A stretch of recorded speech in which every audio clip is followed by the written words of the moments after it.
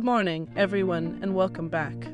Today, we're going to press pause on the pure theory for a bit and lay down the foundational roadmap that guides every single successful data project you'll ever encounter. We're talking about the knowledge discovery in databases process, or KDD for short. Before we jump into the weeds of algorithms and code, we need to understand the big picture. Think of this session as building your architectural blueprint before you start hammering nails. By the end of this, you won't just know what data mining is, you'll understand exactly where it fits in the grand scheme of turning raw, chaotic data into real, actionable business value. So, let's start with the formal definition. KDD is defined as the non-trivial process of identifying valid, novel, potentially useful, and ultimately understandable patterns from large datasets. Now, let's unpack that because every word matters. Non-trivial means it's not just a simple calculation, it involves complex search and inference. Valid means the pattern should hold true on new data. Novel means we're looking for something we didn't already know. Useful is self-evident, we need to be able to act on it. And understandable means the result should make sense to a human decision maker. Essentially, KDD is the complete end-to-end journey. The input is raw, unrefined data, think of it as crude oil straight out of the ground.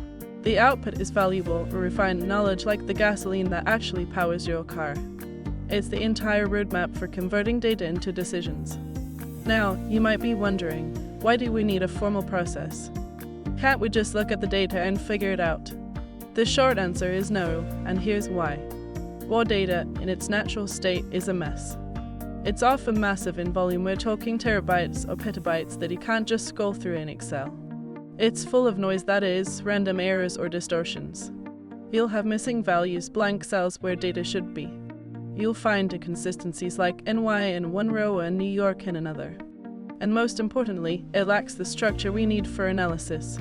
So the KDD process isn't just a nice to have, it's a survival mechanism. It gives us a systematic, repeatable way to transform that chaotic, noisy, and structured data into clean, reliable, and useful insights. This brings us to the heart of the matter. The KDD process is traditionally broken down into 5 core steps. And I want to emphasize a critical point before we dive in: this is not a straight line. It is an iterative and highly interactive process. You will absolutely find yourself going from step 5 back to step 1 when you realize you're missing something. You'll jump from step 4 back to step 3 to reshape your data. It's a cycle of continuous refinement. But the 5 steps, in order, are selection, preprocessing, transformation, data mining, and finally, interpretation and evaluation. The goal here is to narrow our focus. Imagine you're a detective walking into a crime scene. You don't bag everything in the house, that would be overwhelming and mostly useless. You select the pieces of evidence relevant to the case. Similarly, in selection, we start by deeply understanding the project objectives. What business question are we actually trying to answer? Once we know that, we identify our data sources, maybe it's a database, a CSV file, or an API. Finally, we select the relevant attributes, or columns, and the specific records, or rows, that will help us answer that question. The output of this stage is a focused target dataset. Step 2 is preprocessing, which most of us simply call data cleaning. A selection is about gathering your evidence, preprocessing is about dusting it for fingerprints and making it readable. This is often the most time-consuming step in the entire process. Some estimates say it takes 60 to 80% of the project time. But it's absolutely non-negotiable. Here, we handle missing values. Maybe we delete the row, or maybe we fill it in with an average value. We remove noise, smoothing out the random fluctuations. We resolve inconsistencies, standardizing those NY and New York entries. And we deal with outliers, those data points that are so far outside the norm that they might skew our results. The output is a clean, reliable dataset. Once the data is clean, we move to step 3, transformation.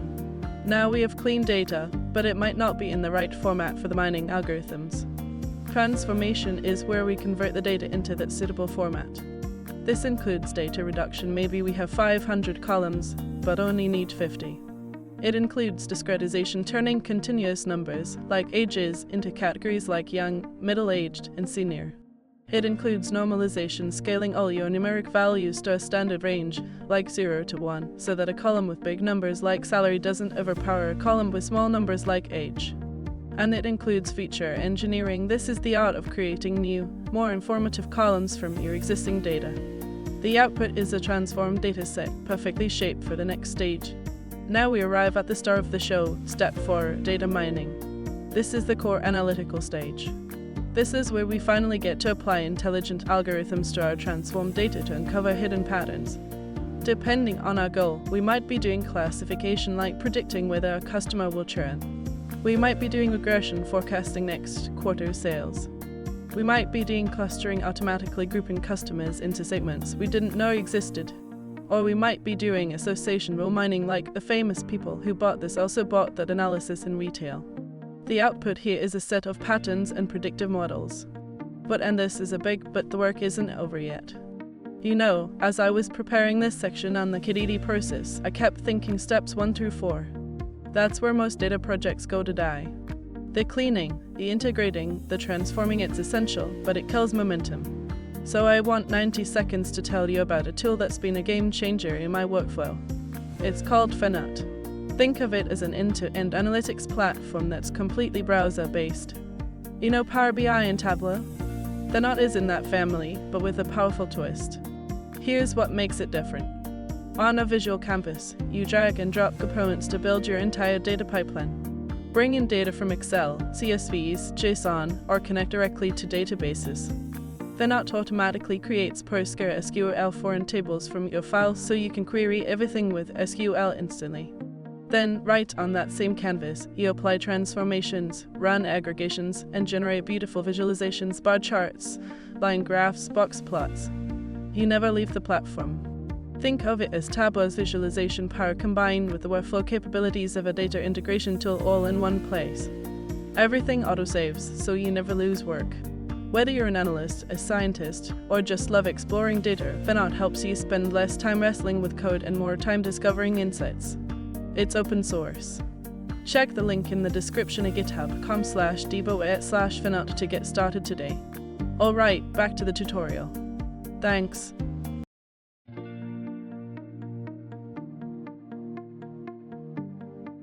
Step 5 is interpretation and evaluation. This is where we validate whether the patterns we found are actually worth anything. It's easy for an algorithm to find a pattern, it's harder for that pattern to be meaningful. In this step, we interpret the patterns. What do they actually mean in the context of our business problem? We validate our models. Do they perform well on new and seen data? We use visualization to help us and our stakeholders understand the results. And finally, we deploy those insights into the real world, whether that's a report, an automated decision system, or a presentation to leadership. The output here is actionable knowledge. Just to cement this in your minds, here's the flow again visually. You can see the arrows go forward, but also backward. For example, during evaluation in step 5, you might realize the patterns are too weak. That might send you back to step 3 to engineer better features, or even back to step 1 to select a different set of data. It's a cycle of continuous improvement, not a one-and-done checklist. This is one of the most common points of confusion, so let's clear it up right now. KDD and data mining are not the same thing. KDD is the entire knowledge discovery process, the full journey from raw data to actionable knowledge, including all the preparation and evaluation we just discussed. Data mining, on the other hand, is just the core step 4 where we actually apply the algorithms to extract patterns. Think of it this way, if KDD is building a house, data mining is the moment you hammer the nails. The nails are essential, but without the blueprint, the foundation, the framing, and the inspection, you don't have a house, you just have a pile of wood with nails in it. You might also hear about another process model called CRISP-DM, which stands for Cross-Industry Standard Process for Data Mining. So how do they compare? KDD has a more academic, technical focus. It's very concerned with the data pipeline itself, how data flows from source to insight. It's about the mechanics of data preparation and transformation. CRISP-DM, on the other hand, is an industry framework that puts a much heavier emphasis on business understanding and deployment. It starts with understanding the business need and ends with putting the model into production. In the real world, they complement each other perfectly.